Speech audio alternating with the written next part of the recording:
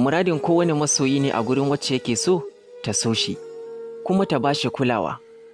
Duk zuciyar da ta ɗanɗana zumar soyayyarki ba za ta ji daɗi idan aka mai mata gurbin zumar da maɗaci ba.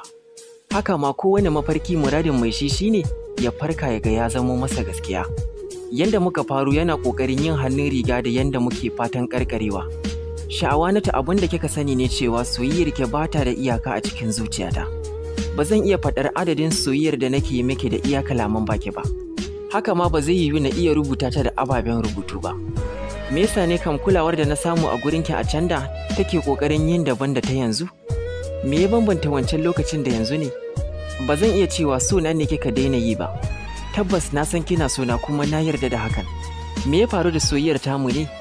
Menene dalilin duk waɗannan sauye-sauyen? Shin ko na yi miki wani laifi ne Sha'awanatu?